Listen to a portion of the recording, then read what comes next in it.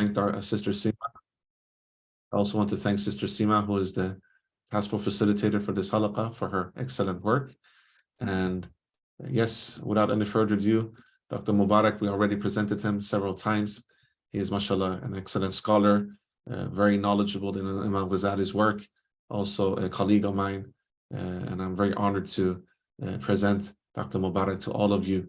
So my beloved brother, Dr. Mubarak, without any further ado, the floor is yours. Most welcome. We're looking forward to read the Al-Munqidh together with you and reflect upon the psychological insights as usual. The last thing, brothers and sisters, we are recording this session, as you guys know.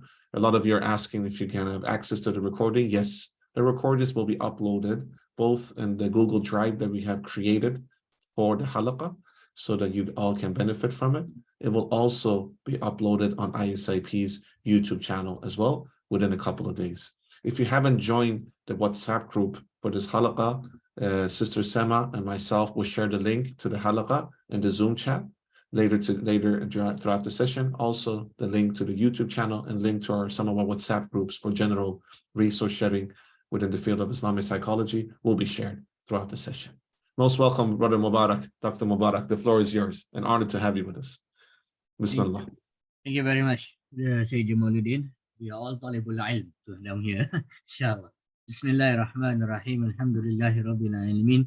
Wassalatu wassalamu ala ashrafil anbiya wal mursalin Sayyidina Muhammadin wa ala alihi wa sahbihi ajma'in. Qala rabbi shrah li sadri wa yassir li amri wahlul 'uqdatam min lisani yafqahu qawli. قالوا سبحانك لا علم لنا إلا ما علمتنا إنك أنت العليم الحكيم ما شاء الله كان وما لم يشأ لم يكن إلهي أنت مقصودي ورضاك مطلوبي أعطني محبتك ومعرفتك والسلام عليكم ورحمة الله تعالى وبركاته. Good morning, good afternoon, good evening to everyone of you. Thank you very much for coming in and joining us today as part of our journey with Imam Muhammad Al-Ghazali in reading his Munqidh Ad-Dalala and providing a reflection from a psychological perspective. Alhamdulillah, praise to Allah subhanahu wa ta'ala with his tawfiq and his naya. Alhamdulillah, we are coming to the end part of the month of Ramadan. May Allah subhanahu wa ta'ala continue to give us perseverance, patience, in order for us to be able to complete this month of Ramadan and for us to get the gift of Laylatul Qadr, inshallah. As we are all in different time zones, right? Currently in Singapore right now, where I am in, our time right now is 5:38, almost 5:40 p.m. and our iftar is at around 7:10. All right, so therefore for today, inshallah, I will end slightly earlier than the usual 7 o'clock at the Singapore side time, right? So that it gives time for those who are in the Southeast Asian zone for us to be able to prepare for our iftar, inshallah. All right, let us straight away go into our text, inshallah. All right, so inshallah, let us first start off by putting in our niyat. All right, bring ourselves to our hearts, the presence to our hearts, so that we are able to capture, to understand what are the messages that Allah subhanahu wa ta'ala and the Prophet wants to give us through the works of Imam Muhammad Al-Ghazali. Bismillahirrahmanirrahim. We read the Fatiha with the intention to give and to receive benefits, to teach and to learn, to follow the Prophet Zahir and Batin, and with the intention to cooperate, work together and assist one another in Islam and in adhering to the Sharia of the Prophet Sallallahu Alaihi Wasallam. May Allah grant us complete determination and diligence in seeking beneficial knowledge, able to perform good deeds with sincerity and longevity in obedience to Him, a good ending during the time of death. الفاتحة بالنية النافع وانتفاع والتعلم والتعليم والاقتداء بالنبي المختار في السر والإجهار وبنية تناصر وتعاون وتعادل على الدين وإقامة شريعة سيد المرسلين وأن الله يرزقنا قبل النشاط والحمة والجد والاجتهاد في طلب العلوم النافعة وعمل بها مع الإخلاص وطول الأمر في طاعة الله وحسن الخاتمة عند الموت وإلى حضرة النبي سيدنا محمد صلى الله عليه وسلم. الفاتحة. أعوذ بالله من الشيطان الرجيم. بسم الله الرحمن الرحيم. الحمد لله رب العالمين الرحمن الرحيم مالك يوم الدين إياك نعبد وإياك نستعين اهدنا الصراط المستقيم صراط الذين أنعمت عليهم غير المغضوب عليهم ولا الضالين آمين. بسم الله الرحمن الرحيم. الحمد لله رب العالمين والصلاة والسلام على أشرف الأنبياء والمرسلين سيدنا محمد وعلى آله وصحبه أجمعين. Allahu hadiri, Allahu naziri, Allahu shahidun aliyya, Allahumma ayyi, Allahumma inni, wa huwa bi kulli shay'in muhit. Wa rabbi zidni ilma warzuqni fahma bi rahmatika ya arhamar rahimin. Sallallahu ala khairi khalqi sayyidina Muhammad wa ala alihi wa sahbihi wasallam. Alhamdulillahi rabbil alamin. وبالإسناد المتصل إلى الإمام أبو حامد ابن محمد ابن محمد ابن محمد ابن أحمد التوسي الغزالي رحمه الله عليه ونفعنا في الدارين آمين رضي الله عنكم أما بعد.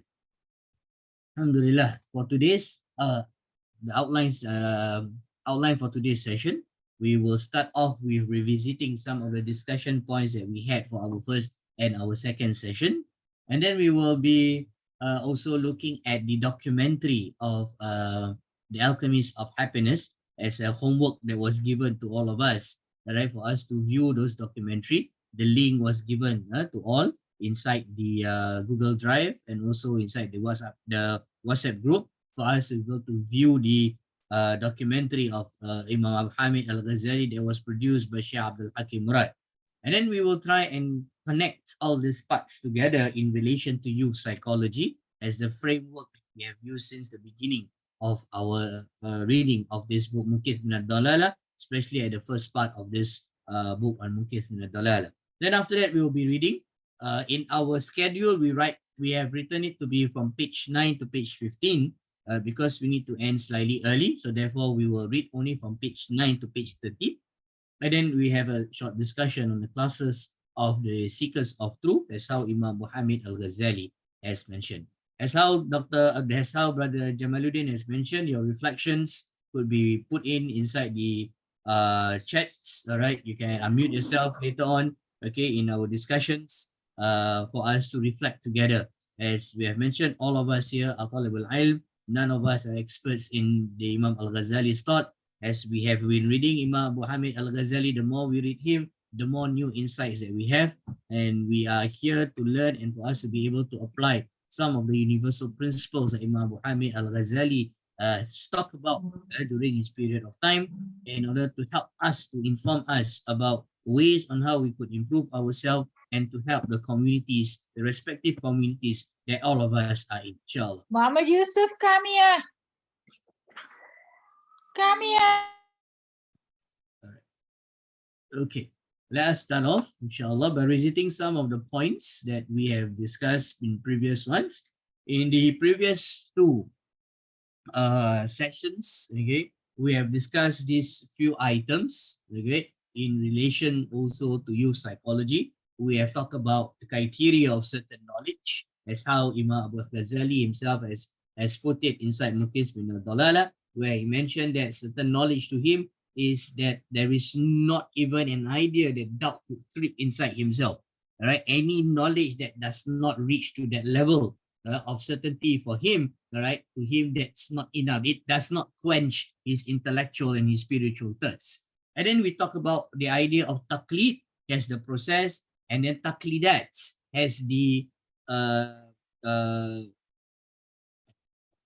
conclusion or the taqlidat, the item itself, where we follow, through the we submit our consciousness, we submit our intellectual ability to the authorities within the religion. So Imam Ghazali talks about this taqlid and taqlidat and where he departs from the whole process. The taqlid as a methodology, and then some of the taqlidats that he himself submits to, especially within the areas of doctrines, and how taqlidats can fall. Why taqlidats are not enough for him? Because some taqlidats can fall into falsehood. Some can be in truth, some can be in falsehood. So therefore, the questioning of the process of taqlid, that's how Imam Ghazali described to us.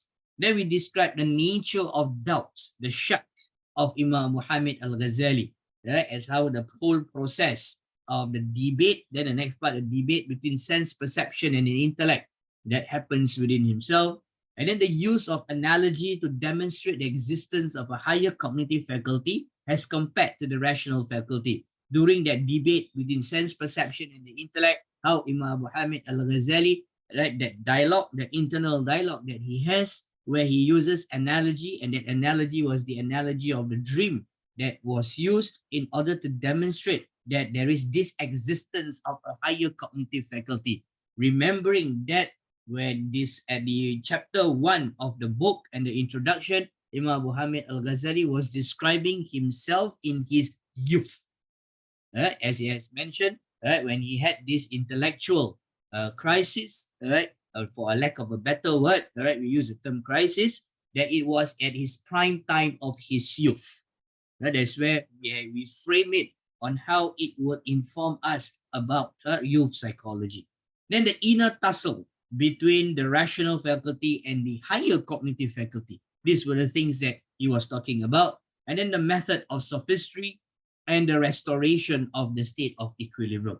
So these were some of the points of discussions, that all of us went through for the past 2 sessions. And I hope that we had time for us to review the text, review some of the discussion points, as the slides were also shared with all of you. The recordings were also shared for us to be able to find more insight.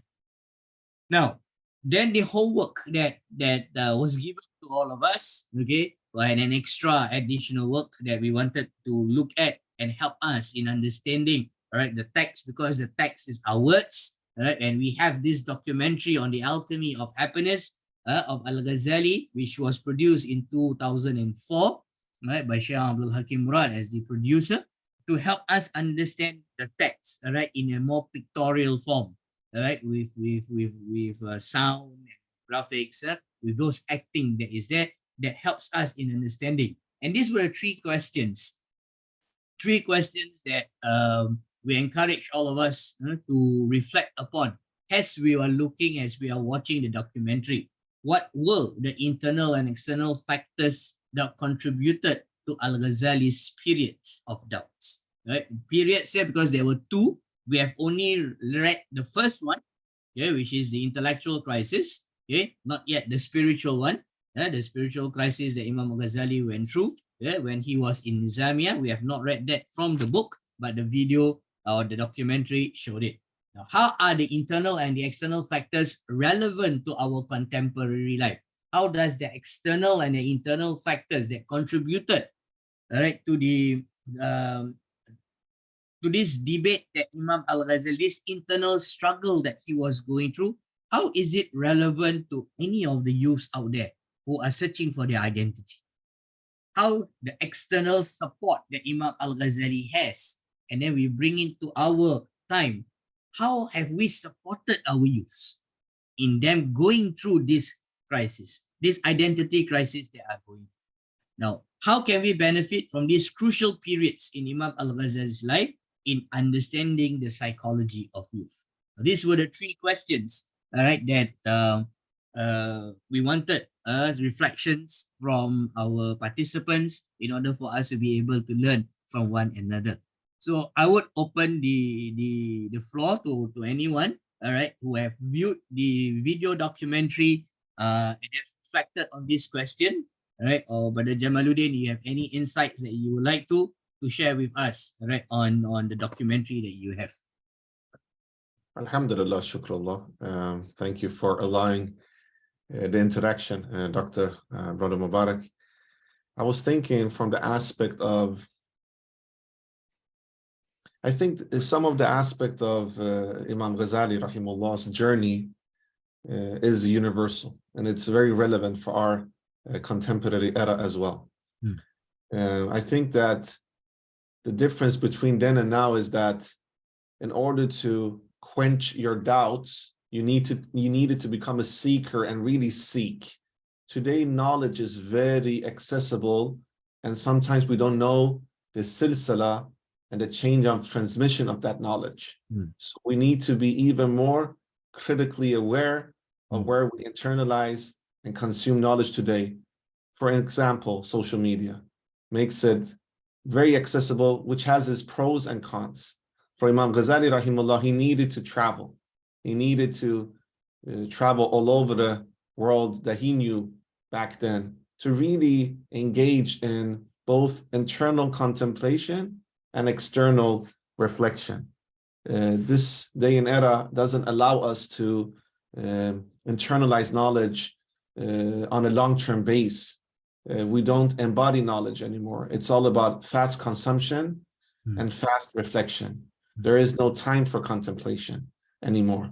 So what we can learn is that in order for us to detach and go through our crisis in life, because we will go through crisis, specifically if you're going through a transition in life, whether it's from boyhood to manhood, young girlhood to womanhood, or other transitions in life, to have it made thoroughly, to not press fast forward, to really marinate in order to embody it, and not just to cognitively understand it, but to spiritually elevate yourself with that insights that can come from the doubts and shack that you can go through. And I also think that one aspect that we can learn when it comes to psychology of the youth is that our youths needs inauguration process today to come from boyhood or girlhood into sacred manhood and sacred womanhood. In the days of Imam Ghazali, rahimullah, this existed as a foundation of the society, almost like a maqasid, an objective of building the society. Today, we do not have this. So a lot of people do not become sacred men or sacred women because there is no inauguration process. So what we can learn from the trajectory of Imam Ghazali, rahimullah, is also how can we establish or reestablish or revive the whole aspect of inauguration as a way of breaking doubts by giving young boys and girls both internal education that is connected to spirituality and external education of how to be a sound sacred citizens, inshallah. So this inauguration process, historically we used to call them Futuwa institutions, where in the Ottoman Empire, for instance, and also in many other parts of the Muslim world, we had institutions where we send young boys to get a holistic education, where they were learning both to become spiritual warriors and honestly physical warriors as well, where they were learned to both work with their inner aspect of how to break the doubts of becoming a sacred man, learning the inner dimensions of knowledge and how to internalize it.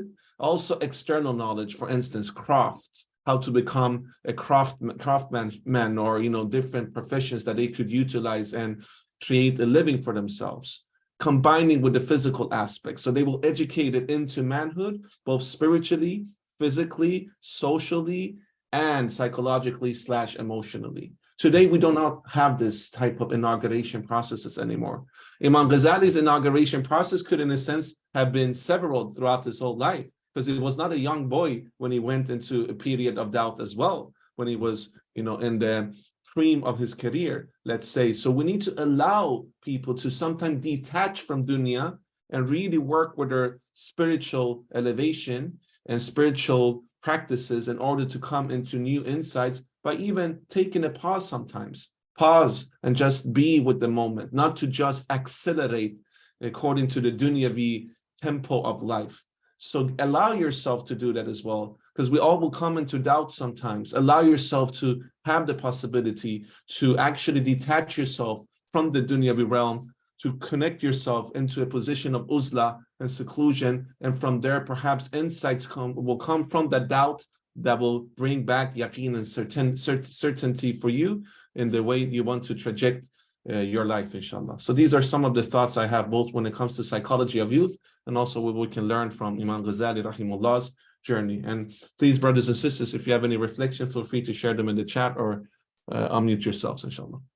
What do you think, Dr. Mubarak? Yeah, the interesting thing that you mentioned is about institutions that allow the inauguration of boys to manhood or young girls to womanhood, where I guess the society or the community takes a serious look into how do we help our youths, how do we help our young to be able to transit over, all right, to a more matured state of their life in order for them to be able to garner and take on more responsibility. When we saw what happens to Imam Muhammad al-Ghazali, because at the time when he was going through it, right, as he said that he was in his early 20s or just before he reached 20s that he has mentioned, is that he was already equipped with deep religious knowledge that has enabled him and helped him to be able to see which are the taqlidats that are doctrinal in its nature that you need and you must follow, and what are those that requires another kind of process, which is tahqiq, in its verification. The problem that we have also right now with our youth is that probably when they reach that kind of that stage of their life where doubts and identities are coming in, identity crisis, and they are looking for truth, they are going through this process of finding meaning and all that, they might not even have that foundation of religious knowledge that will help them to be able to go through it. All right. For Imam Al-Ghazali, it seems that he was going through it on his own, and he has his own internal dialogues that was happening within himself, because of he was already equipped that. Now our youths who are not equipped with, all right, the kind of religious groundings due to whatever environment and surrounding that they are in, what kind of dialogues would they be? What kind of dialogue should we facilitate for them?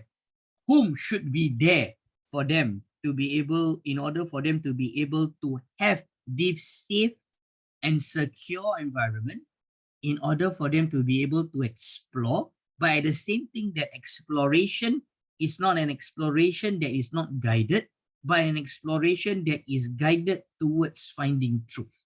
Because this is what Imam Ghazali is telling us, that he was searching for truth.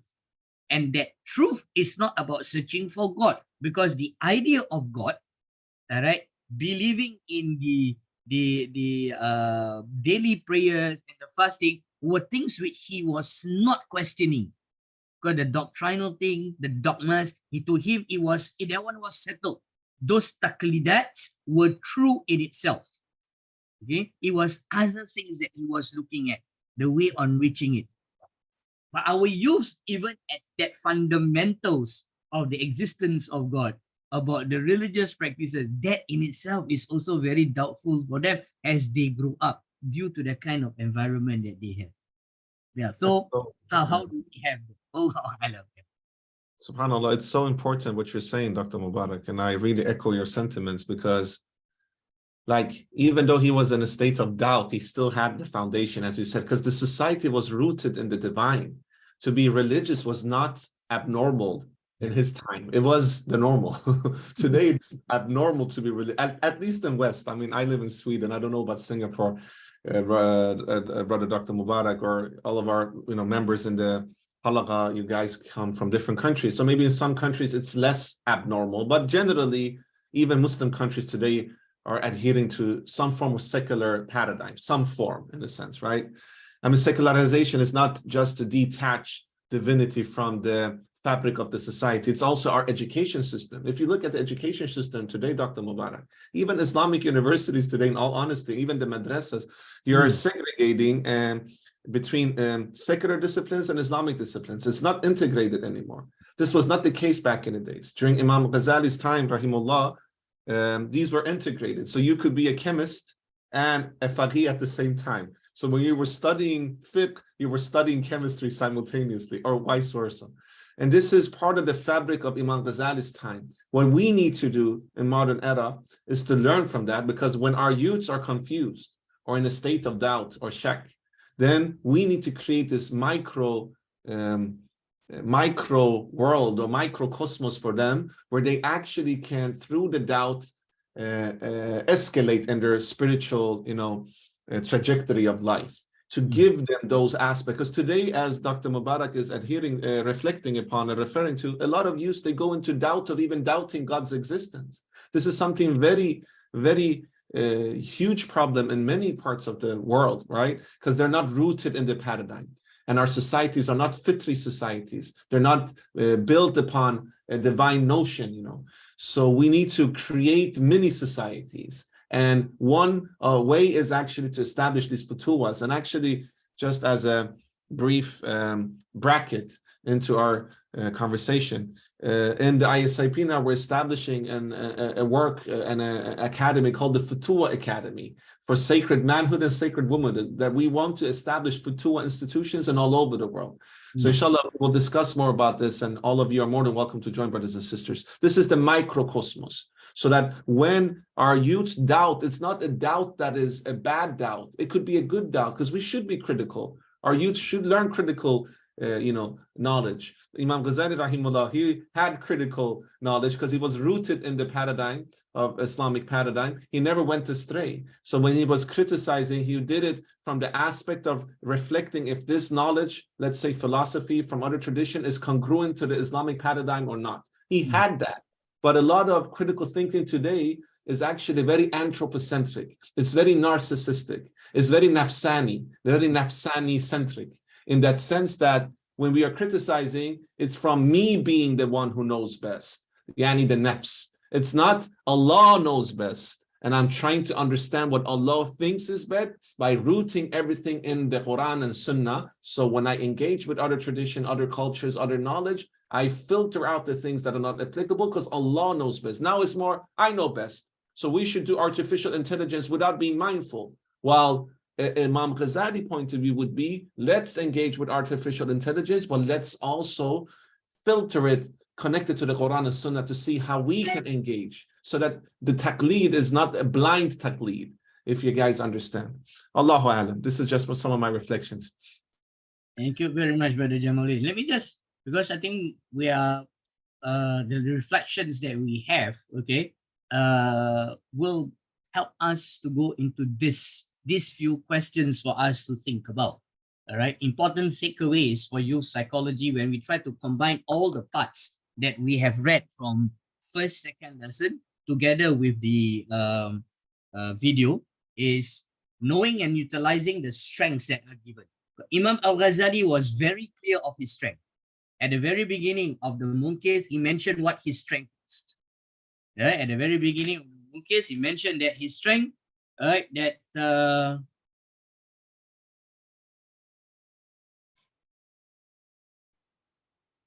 since I was in the prime of my youth, when I reached maturity before the age of 20 until now, when I am more than 50 years old, I have never ceased to plunge into the chasm of this deep sea and to dive into its flood as a daring diver, not as a cautious coward. I penetrate into every dark corner. I tackle every difficult problem. I plunge into every awkward situation. I examine the doctrine of every sect and explore the secrets of each party's school of thought in order to distinguish between, one that is truthful and one that is false, between one that is orthodox and one that is heretical.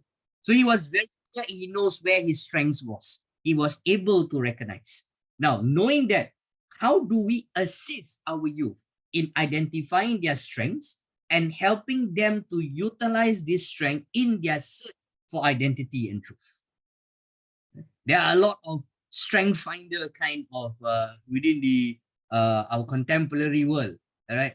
All models of strength finders that we can see, all right, in boosting our self-efficacy and self-confidence and those kind of things. But it's usually used from the perspective of what job is more suitable for you. How are you going to, all right, what work, what occupation are you going to brought into school, all right, where you find this kind of strength. Instead, how do we assist them, all right, in search of identity and truth? The next idea that Imam Ghazali says is preparing oneself in accepting the divine grace and generosity. So when he was talking about at the time when he returns back to his equilibrium, right, on page 7 and page 8, on page 7, right, on page 8, right, it is from that light that disclosure must be sought. That light streams forth from the divine generosity at certain times, and it is necessary to be on the lookout for it. As he sallallahu alaihi wasallam said, your Lord has sweet breezes to blow in the days of your lifetime. You must therefore be attentively prepared for them.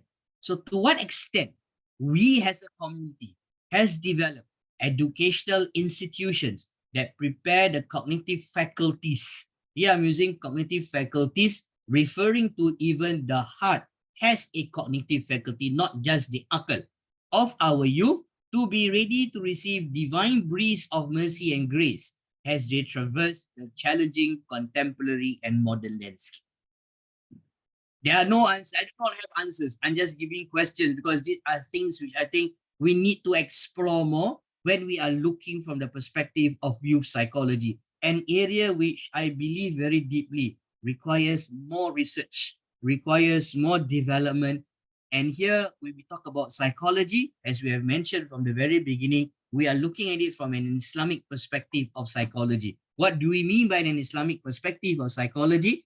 That's where on the first session, I encourage you to listen to the lectures of Professor Osman Bakar that was carried out by ISIP. There he defined what is that Islamic psychology is all about. Right? In a nutshell, when we talk about Islamic psychology, we are looking at the person as a whole. We are referring to his ruh, his qalb, his aql, his nafs, and also his jasad. So that 5 dimensions need to be taken care of. How do we develop? All right, so that cognitive faculties to be ready to be able to receive, all right, the divine grace, preparing the cognitive faculties of our youth. Another important takeaway, all right, where we connect all the parts is continuous pursuit of truth with patience and perseverance. That was what Imam Ghazali was telling us. All right, 2 months, he was in that state for 2 months, and he continued when he had that internal struggle between, all right, the akal and the sense perception, the use, all right, of analogy in order to establish that there exists a cognitive faculty which is higher than the akal, because he was at the age of 20, all right, late in his early teens. The cognitive faculty has yet to be developed, has yet to mature, but the acknowledgement that there is this faculty in existence. So that struggle that he went through for 2 months, all right, how safe and secure do our youths feel when they enter Muslim spaces?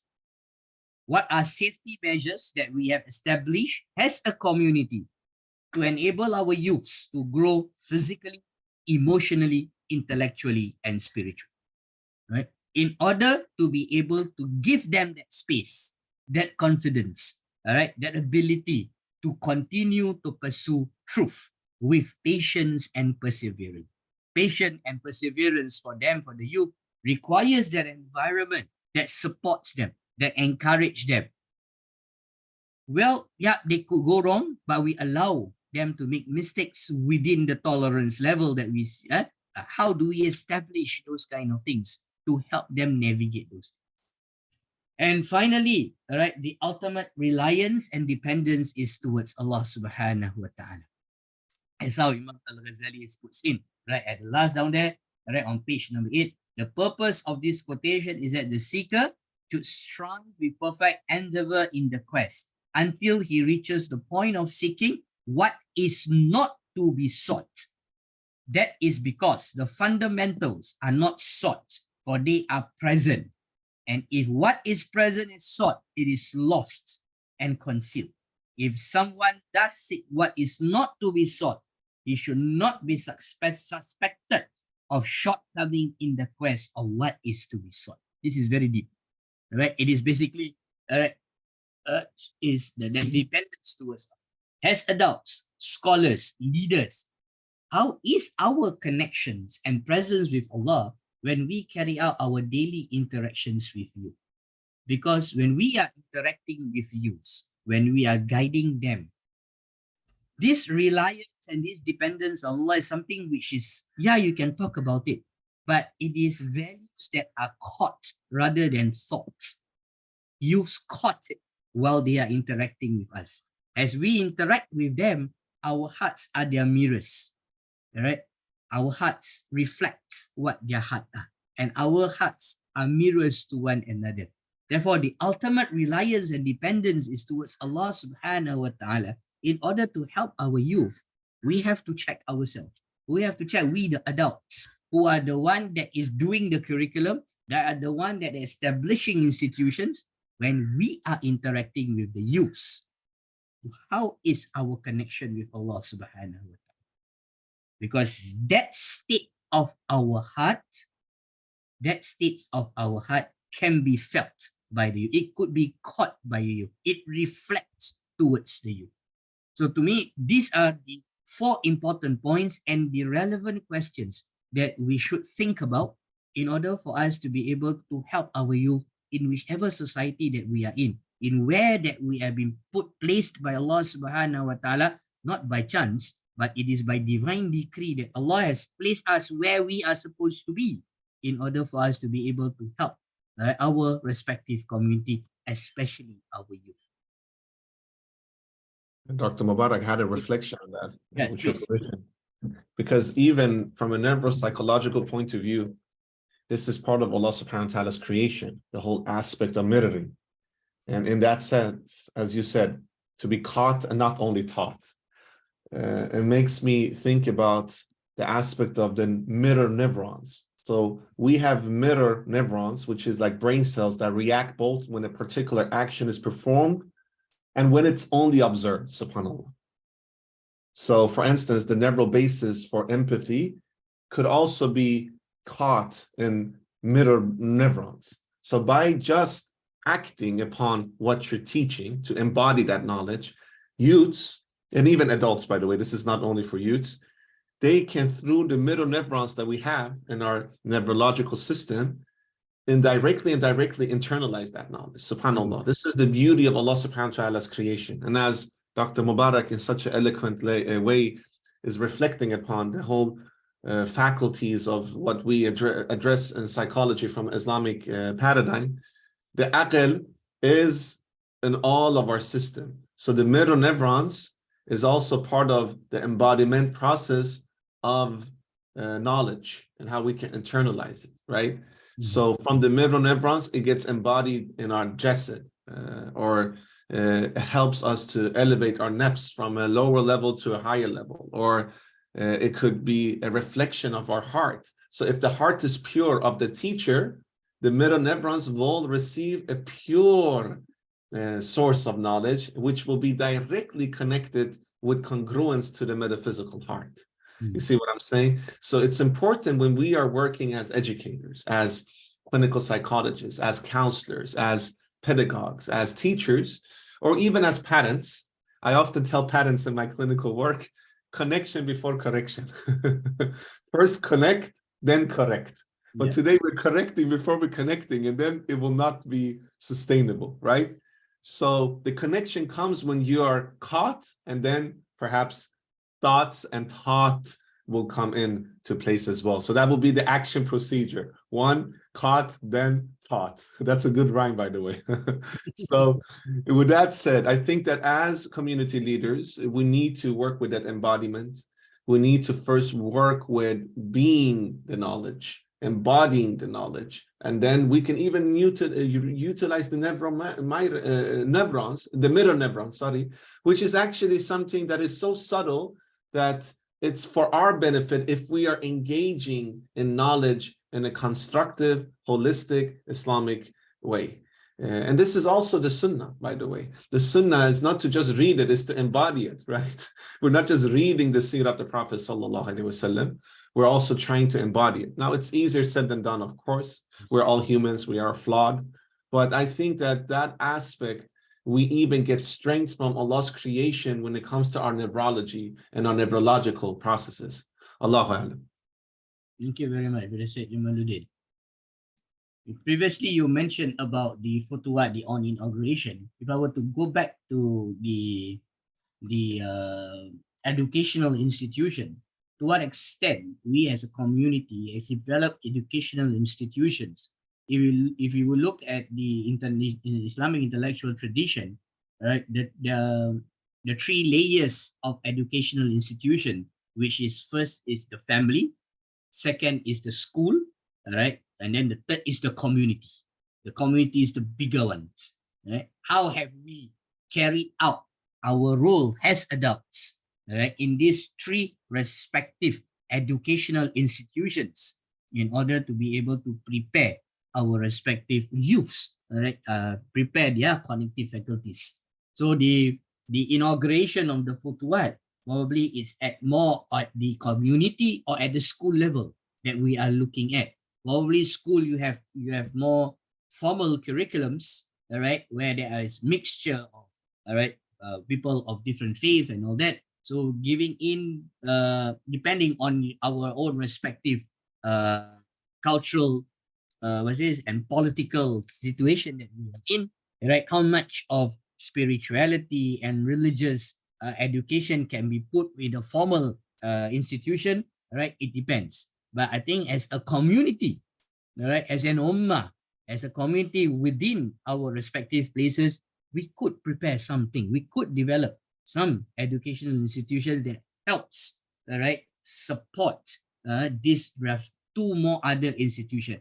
Because the first institution, the family institution, has the first educational institution that is currently struggling. Is currently struggling to be able to carry out its most fundamental role of educating even, all right, an infant when it is growing up. So that in itself is facing crisis at the moment. All right. So how do we, how at the community level we can help, all right, to, I would not say replace, but support and complement that first level of education that needs to be given, all right, through the family. This is such an important topic you're lifting, Brother Dr. Mubarak. Actually, I wrote a paper in the program that you and I studied together. I wrote a paper about how to use Futuha to break gang violence amongst Muslim youths in Europe, because a lot of the street gangs today are governed by young Muslim men, unfortunately. One problem we see is the fabric of the family has been distorted and has diminished. A lot of fathers are not present anymore in families, specifically here in West. And there's not a role model. And at the same time, the liberal discourse is trying to break the nucleus family. They don't believe in the nucleus family anymore.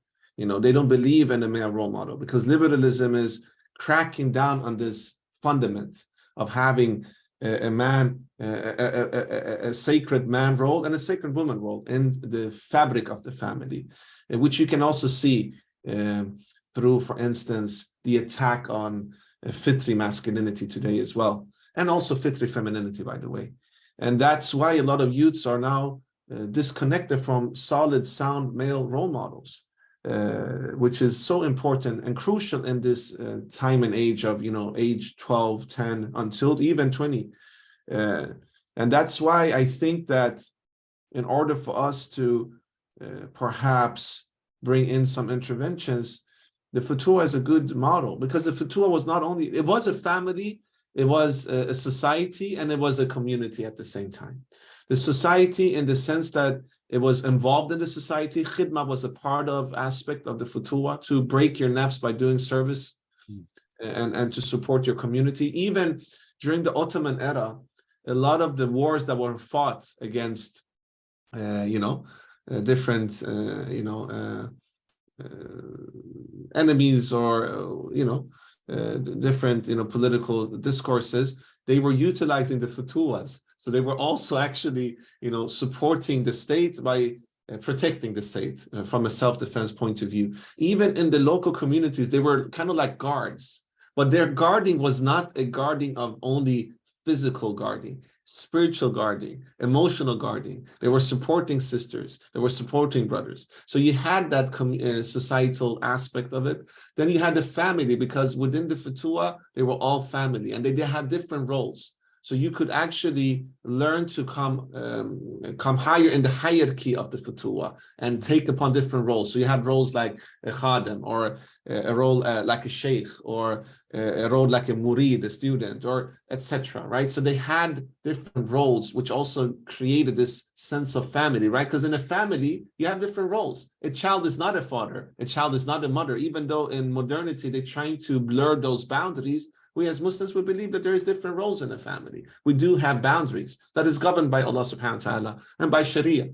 And then the community level, which is essentially also connected to the society level, is that the Futuhas were very engaged in the community, local community. And these were both institutions of knowledge, both like dunyavi knowledge and also ukhrawi knowledge simultaneously. So I think that by reviving this could be an intervention, but in the bigger point of view, we need to reflect academically of what has happened with the breaking and the attack on the sacred nucleus family. How does this affect youth from a psychological point of view today? And when the education systems are taking over the role of the family, which education systems are you relying on?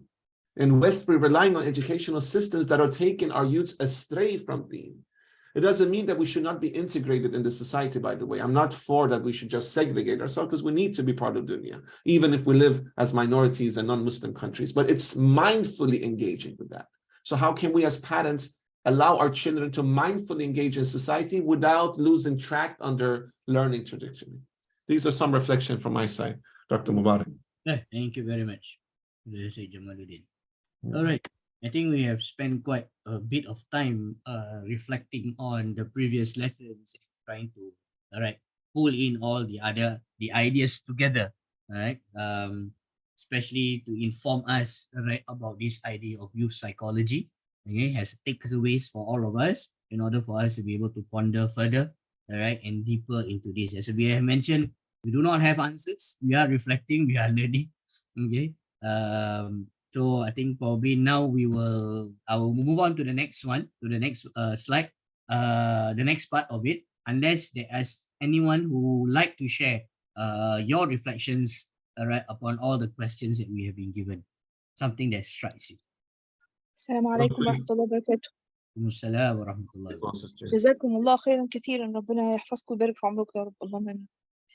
I would like to say maybe part of the solution that we build parallel harmonious communities that are independent economically in the villages, in the cities that are God conscious, Allah conscious of Allah, fearing Allah, and loving what they love for themselves, for each other. If you can build this rooted communities and give the youth the feeling of self-esteem, and that they are independent. They know that while he's studying, it's not about the certificate. It's about the capacities that he has or she has to build a community that Allah favors and pleases Allah. If we can instill and root in them, in their hearts, they are not just useful, they are indispensable for this ummah. Things will change. It has to be a whole community together. I don't know what the proverb comes from, but it needs a village to build a child. Yeah. Yes, but if you can do this economically, away from the government, just economically independent, and he feels that he's self-worthy, things will change, inshallah, bi'iznillah. Hopefully. And we're starting to do this in Egypt. The students, when they come, they graduate, they do this with their students in their villages, in their fields, and they change them. They feel that it's not about working in a huge company or a famous company. It's about what I add to my community. This is what makes him he feels this responsibility and he feels happy. The most important thing, we don't burden them. He has to do what he really feels and enjoys, and he's doing this out of responsibility because he loves this responsibility. It's not because he's forced to do it. جزاكم الله خيرا كثير. Thank you very much, sister, for that reflection and sharing about what is happening also in Egypt, and as how the problem is faced globally by every single community, and each Muslim community probably will have its own unique solution on how we navigate the political, the social, the cultural, the religious, and the many different contexts that all of us are in. But all of us, I guess, could agree that we are in crisis. Our youth are in crisis. If we don't help them, the future is going to be very bleak, because the future depends on them. Right? The future depends on how they are able to understand, internalize. Of course, everything comes from Allah subhanahu wa ta'ala. Everything comes from Allah. Okay? The dependence and the power, everything is from Allah. But we, as the Khalifa of Allah, we have to work and we have to blend. Inshallah. Thank you very much. It's nice to hear that in Egypt we have something like this, which they are in their respective village. Probably in some community, it's very tough for us to isolate ourselves all right, in order to build our own community. We have to be where we are. The reality is we have to be swimming, all right, in that ocean of so many things. And how does that community that does not have the this privilege of having their own land and isolating themselves and being economically viable, not depending on things which are external, how then that society also needs to function, how that society, how that Muslim community down there, all right, will be able to help their youth to be able to navigate those different difficulties around. Thank you very much, sister. There is a question in the chat, Dr. Mubarak. So Sister Nur Husna is asking, how can we be in one if we still see each other as different?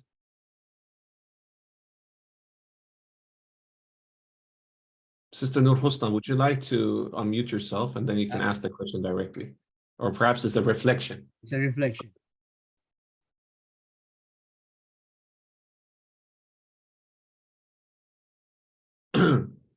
We are definitely different. We are different. Diversity is the law of nature. Right? Diversity is the law of nature. Okay. And can we be united in our political thought? That never happens. Only the time of the Prophet Sallallahu Alaihi Wasallam, right? And the Khulafa al-Rashid, even during the time of the Khulafa al-Rashid, we see that political diversity much more, all right, during the time of Sayyidina Uthman ibn Affan. So yeah, there is it is not unity is not equals to uniformity. Right? Unity is the acceptance of the diversities that we are in. Right? It is not about being the same. You look the same, you think the same way, you carry out the same way. No, it's not. That's not unity. That's uniformity. And uniformity is the characteristic of secularization. Is the characteristic of globalization, which is very Western. Right? In my opinion, if you are looking at unity to be like uniformity. Unity here is the acknowledgement of differences. We are different, we think differently, we act differently, our cultures are different, but we are still united. And we are definitely united in our creed. We are definitely united in our pillars of Islam. We are definitely united in our Rukun Iman. That's for sure. Right? That is for sure. Okay, I think why not we start reading the text? If not, we will not have time to read what we have planned for this week.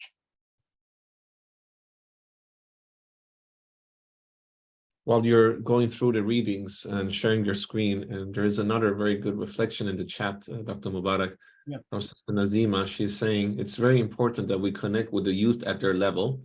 Generation Z communication styles and philosophy are vastly different to the boomers. I learned that Gen Z have a very refreshing philosophy about life, spirituality, work relationships. We also have to learn from them. Yes, I'm not that good at this Gen Z and Gen Q. I just lost all the letters, but I do agree with you that we need to communicate with youths according to their level as well, of course, and according to their communication tools. So for instance, yesterday I did a freestyle rap about the Battle of Badr, because I was thinking maybe this could engage youths. And actually one of my teachers, also one of Dr. Mubarak's teachers, Dr. Yusuf, asked me to do it. He was doing a lecture about Battle of Badr and the spiritual insights we can gain from it.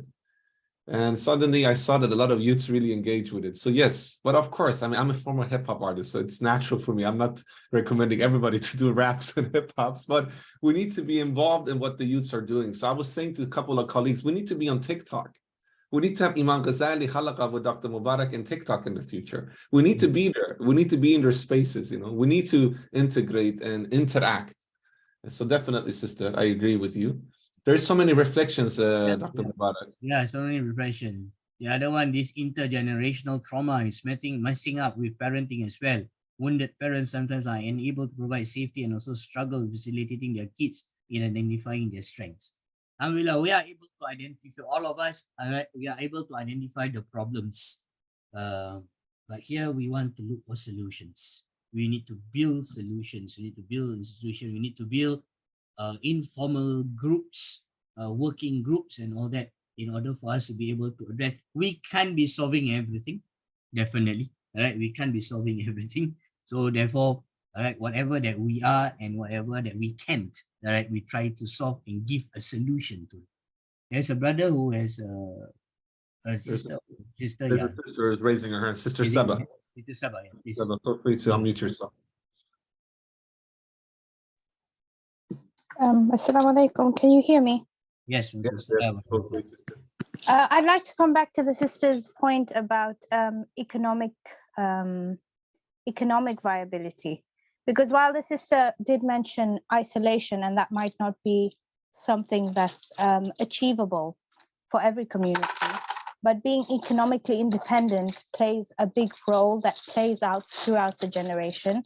Because I think a lot of parents are unable to focus on their roles of parenting because just the way that the world works now financially. Two parents have to work in order to maintain a household.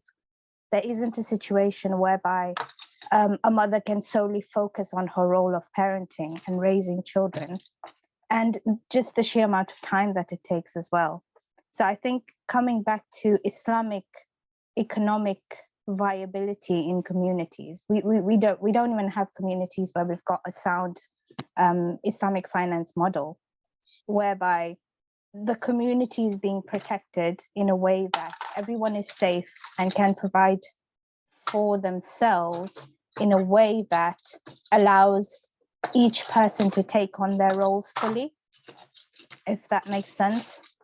But I think the sister brought up a very good point in terms of financing and economics in the community, in order for everyone to be able to establish their roles that they should be doing in any case in an Islamic model. Jazakallah khair. Thank you very much, sister, for that reflection. Yep, but definitely that's also another important point for us to consider. And who holds their responsibilities and all that. It is a lot to think about. A lot for all of us to think about. All of us, whoever we are, at whichever roles and responsibility that we are holding, there are the areas of where we can influence. Right? We should be working within that area of influence that we have in, right? And hopefully some other people of a higher hierarchy, right, will work on a higher level of area of influence. Wallahu Rasulullah. Yep. Okay, can we read the text first? Sorry, Sister Rawia. Let us read the text, then after that we will go back to your question, inshallah. Okay. Inshallah, Sister Rabia. Just you can keep your hands up, Sister Rabia. We will bring you into the conversation later, inshallah. So today, who would like to read the text? Somebody who would like to read, dear brothers and sisters? Or else I can read, actually, if nobody wants to read. But let's first ask the participants.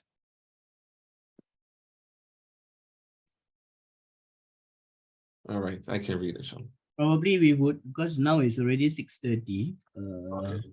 I think we have to cut it short a bit. I think we will read only 3 pages until page 11.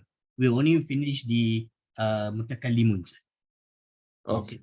I'll tell you where to stop. So, Sister Sema, just for next time, if you could update the the schedule.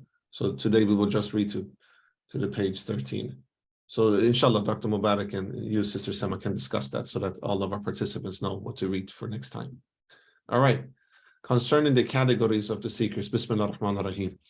When Allah exalted as He has cured me of this sickness by His gracious favor and the vastness of His generosity, the categories of the seekers became limited in my view to these 4 groups. The theologians, mutakallimun, meaning those who claim to be the masters of discernment and contemplation, the esoterists, batiniya, meaning those who claim to be the masters of education and the special recipients of learning from the infallible Imam, the falasifa, meaning those who claim to be the masters of logic and proof, the Sufis, meaning those who claim to be the elite of the presence and the masters of direct witnessing and disclosure.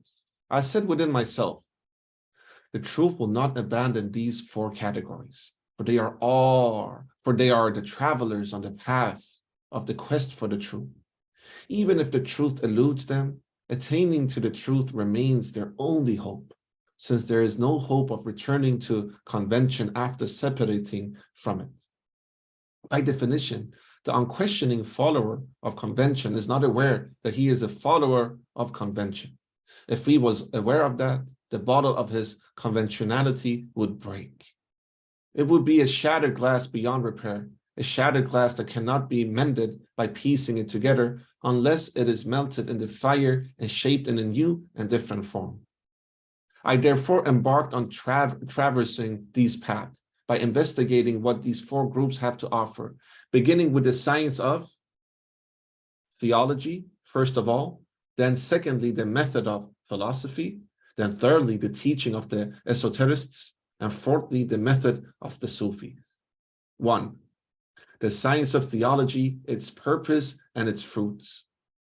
I began with the science of theology, Ilm al-Kalam, working to master it and understand it fully. I studied the books of its authoritative experts and compiled what I wished to compile on the subject. I found it to be a science faithful to its purpose, but not sufficient for my purpose, for its purpose is only to preserve the doctrine of the traditionalist, Ahl al-Sunnah, and to shield it from the confusion of the heretical innovators, Ahl al-Bidah. Allah exalted is He delivered to His servants on the tongue of His messenger, sallallahu alaihi wasallam, a doctrine that is the truth concerning what is right for the religion and the worldly life, as explained by the Quran and the traditional reports, akhbar. The Satan used the heretical innovators to insinuate matters at variance with the Sunnah, so they became attached to them and almost succeeded in muddling the doctrine of the truth for its people.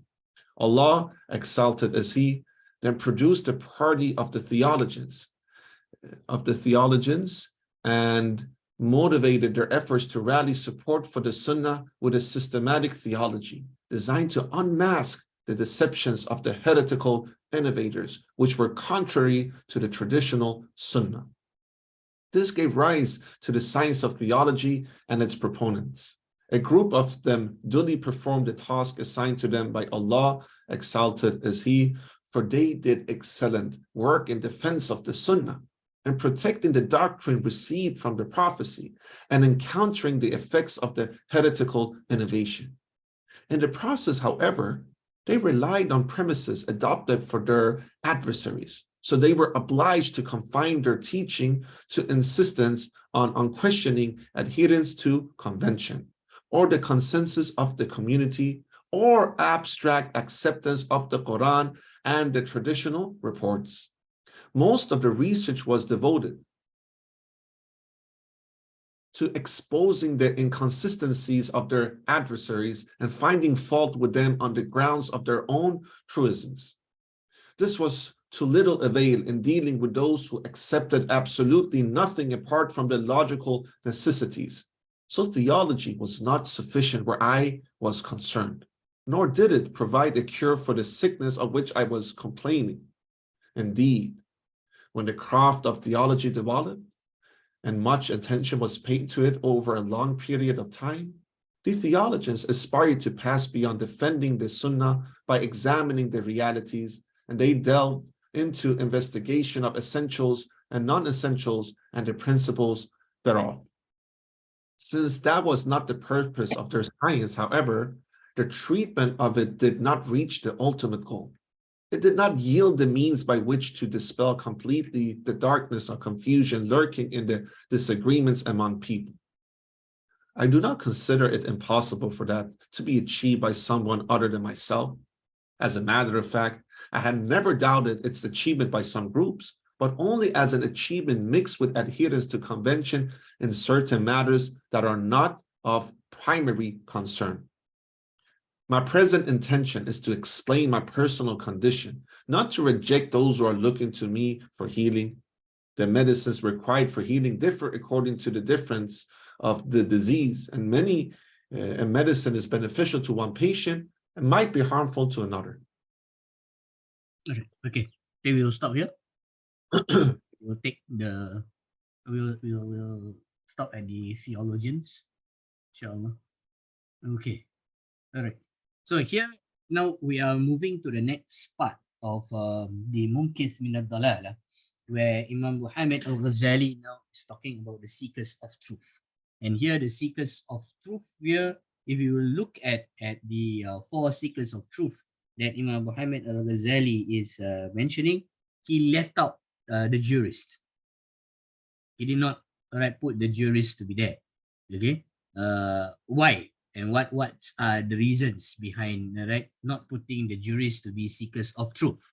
Okay, and only taking the theologians, the Batiniyah, the Falasifa, and the Sufis to be the seekers of truth, and the jurists also seekers of truth. Okay, now then that one will have to go into the subject matters of these respective sciences and what these respective sciences are actually studying, okay, as compared to what fiqh or the jurists are looking into. Okay, but let's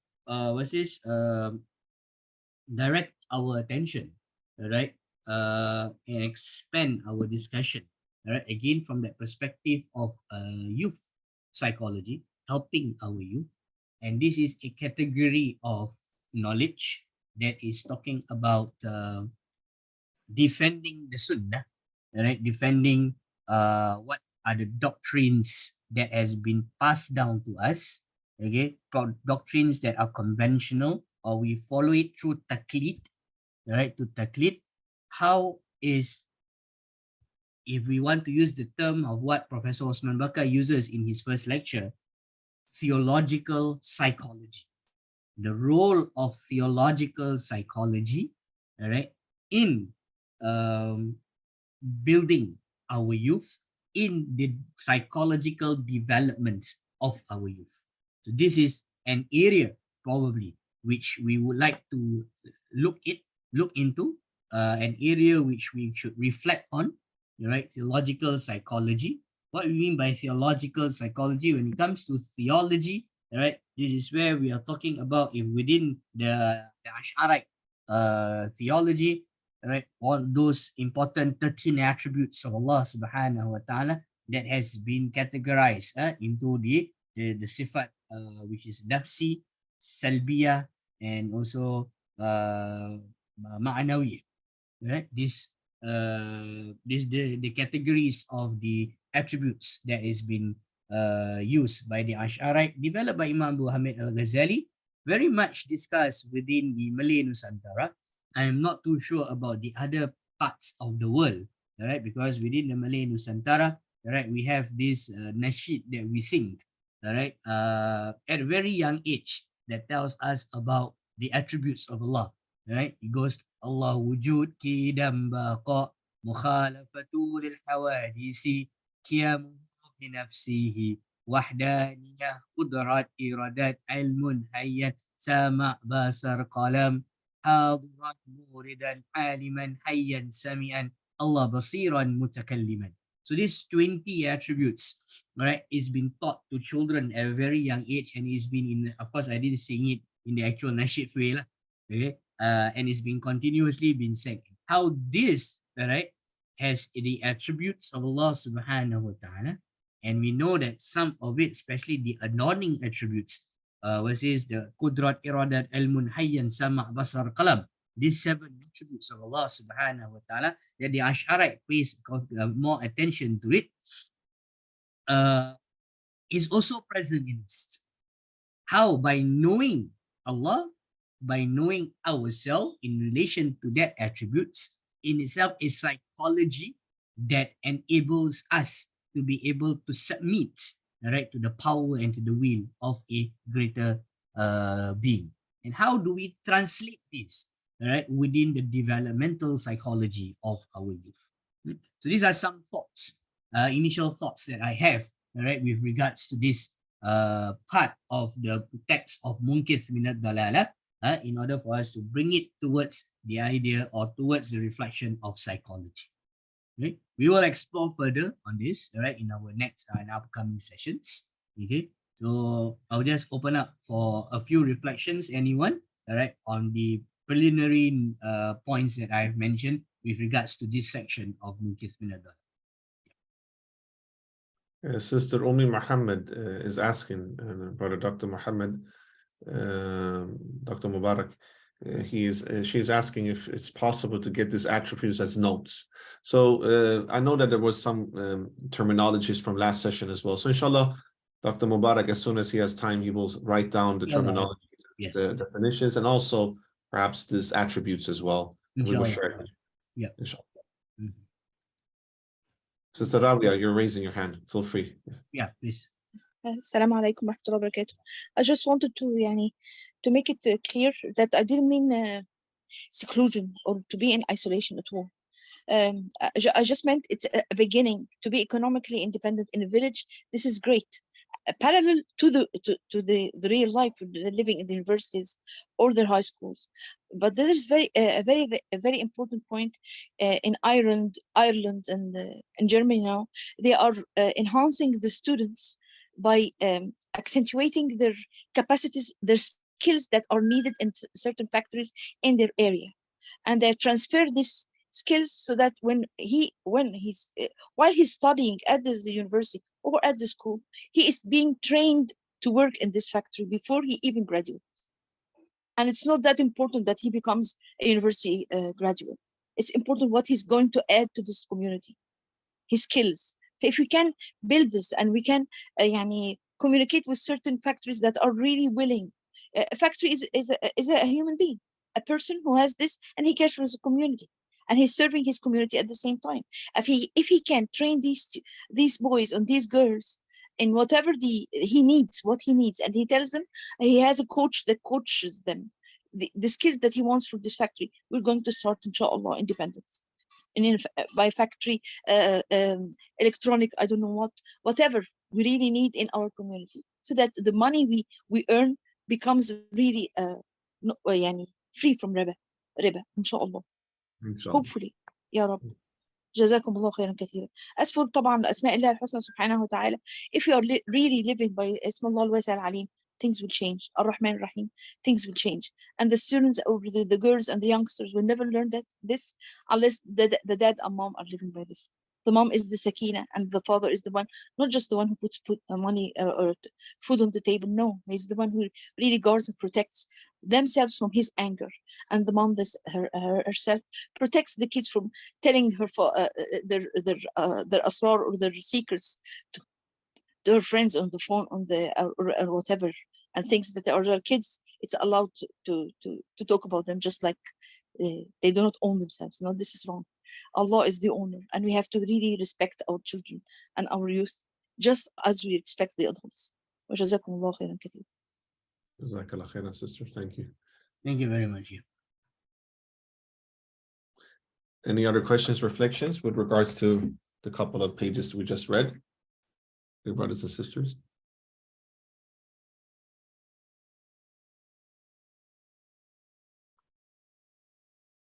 These people are preparing to iftar, I think. In Sweden is the middle of the day, so I'm like, yeah, we still have many hours. Sabah and Sarawak has already iftar. Just now we had some of our participants in Sabah and Sarawak. They have already had iftar. Yeah. So very soon, Singapore, Malaysia, Indonesia also having iftar. I think Australia already has Taraweeh now. So yeah. And in the US it's morning, so they just break the Fajr. So they started to fast now. SubhanAllah. If there's no other questions, brothers and sisters, we will allow Dr. Mubarak to go now because he's preparing for iftar, inshallah. As always, Dr. Mubarak, thank you so much for your amazing knowledge that you're sharing with us, and also the amazing insights that we're gaining from the readings with you as our excellent teachers. May Allah subhanahu wa ta'ala accept this for all of us and for you, inshallah. Dear brothers and sisters, we will continue next month, inshallah, and then we will have a longer session. And until then, please do the readings according to the schedule. I think Sister Sema will update the schedule in communication with Dr. Mubarak. Within a couple of days, you will have access to the recording both on the Google Drive and also on ISIP's YouTube channel. And with regards to the terminologies and also with the definitions of the attributes, we will ask Dr. Mubarak to write this down and he will share it with you. Just have in mind that this is Ramadan right now, so perhaps you will get it the first week after Ramadan, for instance. Just bear with us, inshallah. May Allah subhanahu wa ta'ala really accept all your siyam and qiyam, and we're looking forward to meet you in a month. Dr. Mubarak, would you like to say anything before we end? Thank you very much for your time. all right, do reflect some of these things. As I have mentioned, we are all trying to find answers. There are no answers, definite answers in this class. We are exploring it. We are reflecting Munqidh Ad-Dalala, all right, from a new perspective, from a psychological perspective, to help us, to inform us and bring give us further foundation to deal with the modern problems that we are currently having, inshallah. Right? So with that, inshallah, we can end with Tasbih Kanfara and Surah Al-Asr. Inshallah. Before we end, just the last thing, please continue, brothers and sisters, to chat in the WhatsApp group. That's the space where you can learn from each other as well. And one thing that Dr. Mubarak asked us to reflect upon is the psychology of theology, actually. That's very interesting. What psychology can we gain from theology? One thing that is also important, theology is not psychology. We cannot reduce theology to psychology. Sometimes when we speak about psychology of Islam, Islam is not psychology. Islam is more than psychology. It's more which psychological insight. So the question could be, what is the psychological insights of theology, rather? Because theology is much bigger than psychology. So have that with you, discuss in the group, and inshallah, Dr. Mubarak, please end with the closing dua and reciting Surah Al-Asr. Bismillah ar-Rahman ar-Rahim. Subhanakallahumma wa bihamdika ashhadu an la ilaha illa anta astaghfiruka wa atubu ilayk. Bismillah ar-Rahman ar-Rahim. Wal 'asri innal insana lafi khusrin illa alladhina amanu wa 'amilus salihat wa tawasaw bil haqqi wa tawasaw bis sabr. Sallallahu ala khairi khalqi sayyidina Muhammad wa ala alihi wa sahbihi ajma'in. Alhamdulillahi rabbil alamin. Thank you very much. Assalamu alaikum wa rahmatullahi ta'ala wa barakatuh. Assalamu alaikum wa rahmatullahi wa barakatuh. Extend our greetings to your family, Dr. Mubarak. Always an honor. Jazakallah khair. See you, inshallah. Thank you so much. Jazakallah khair. Salam. Salam. Salam alaikum, brothers and sisters. Take care of yourself, and an honor to have you with us, mashallah. As always, your inputs and reflections are so valuable for us, and we learn so much by interacting with you all, both in the chat and also through the microphone as well. Please continue the journey of learning, because we're all learning together, as Dr. Mubarak is saying. Nobody is the expert here. Allah is the expert. We're trying to just understand Allah's wisdom through the excellent works of one of the greatest ulama of all time, which is Imam Ghazali rahimahullah. Take care of yourselves. Thank you for all of your inputs. It's always an honor to speak and learn from all of you, and please forgive us as organizers for any shortcomings. Thank you, Sister Sema, for your excellent work as well. Assalamu alaikum, everyone. Yeah.